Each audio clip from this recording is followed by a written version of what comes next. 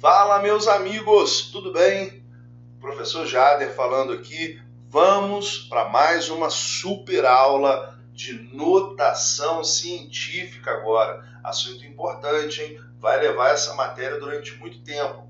Então se liga e preste atenção.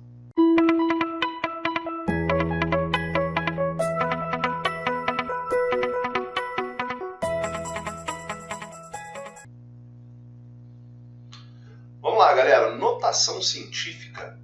O que é a notação científica? Primeiro, é uma forma de representar um número muito grande ou muito pequeno. A gente sempre aprende, desde pequenininho, a notação decimal. É a primeira que a gente aprende, como contar, como escrever. Agora a gente vai ver uma notação diferente, que é a notação científica.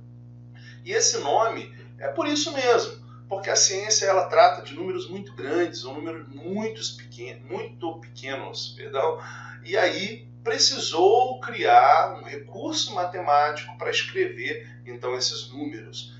E eles usam a potência. Mas que potência? Uma potência qualquer? Não. Uma potência com a base 10. Porque a potência de base 10 ela traz uma característica muito interessante. Observa esse exemplo que está aqui na tela. Se eu tenho 10 ao cubo, o que é 10 ao cubo? 10 vezes 10 vezes 10, que é 1000. Já um fator que você observa aqui, ó, que o meu expoente representa quantos zeros eu tenho aqui nesse 1000. Olha que interessante, então. E quando eu tenho 10 elevado a menos 3, opa, aquele expoente pode ser negativo também, isso aqui inverte a base. Então é 1 elevado a 10 ao cubo, que é 1 elevado a 1000. Aliás, 1 sobre 1000, perdão, que é 1 milésimo. Então eu também tenho, ó, 3 zeros. Porém, aqui era um número grande, aqui um número pequeno. Observa aqui que interessante o que acontece. Potências com expoentes positivos, potência com expoentes negativos. Então o 10 elevado a 1 é 10. A gente sabe que todo número elevado a 1 é igual a ele mesmo. E aqui, 10 elevado a menos 1 é 0,1, um décimo. Não é isso? E aí por diante, gente. 10 ao quadrado é 100, 10 elevado a menos 2 um centésimo, e assim por diante. Esse comportamento, ele nos traz algumas vantagens em utilizar a notação científica. O primeiro é que os números muito grandes ou muito pequenos podem ser escritos na forma reduzida, como a gente já falou. É utilizado também por computadores e máquinas para calcular. De repente não dê para se usar tantos dígitos, você usa poucos dígitos e já resolve uma operação bem complexa. E torna os cálculos mais fáceis e rápidos. E como funciona então a notação científica? Eu tenho um número, um fator chamado x aqui nesse exemplo e que está associado a uma potência. Esse cara aqui, ó, potência. Ele é a potência com a base 10, ok? Esse fator x ele tem uma regra que ele precisa ser respeitado. Qual é essa regra? Para valer como notação científica. Esse valor de x ele tem que estar entre 1 e 9, ou seja, até 9,9. Eu costumo dizer que tem que ser maior ou igual a 1 e tem que ser menor do que 10. Estando dentro desse intervalo, o x ele tem que ser, aqui está um 1, então o 1 tem que ser menor, né? Menor ou igual ao x. E o x tem que ser menor do que 10. Esse é um intervalo numérico, certo?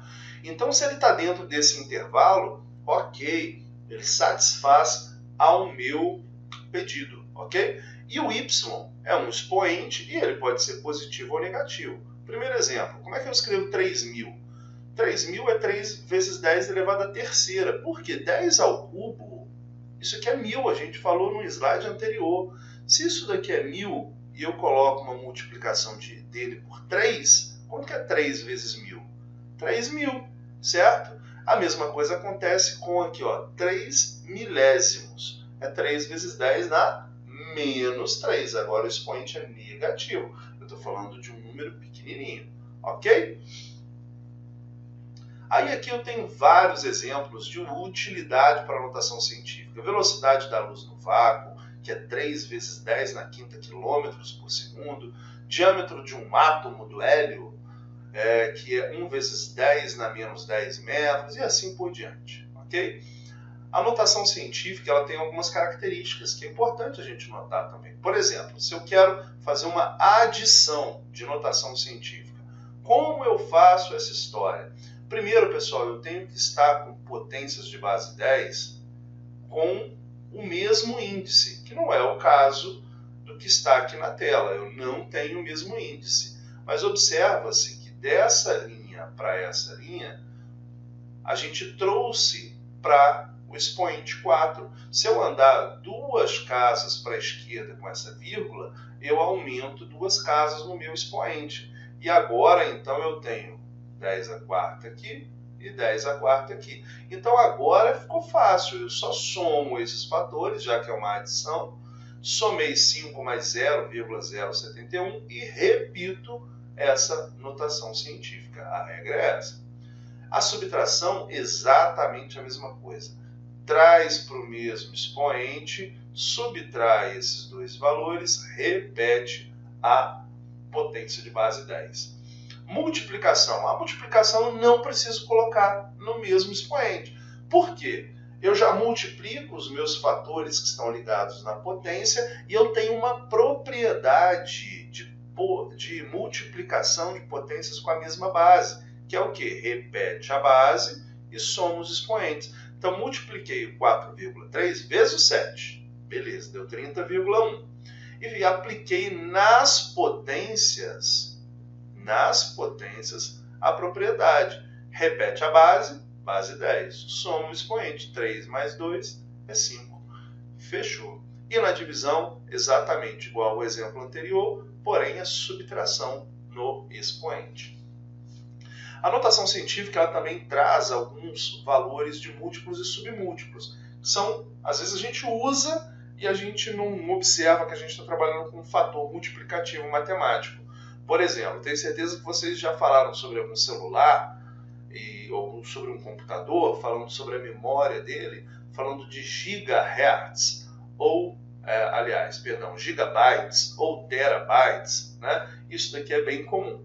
Aqui nos submúltiplos a gente usa muito micro, a gente usa nano, pico, são muito utilizados principalmente em física, em cálculos de física e nas outras ciências da natureza, né? A gente utiliza bastante esses múltiplos e submúltiplos.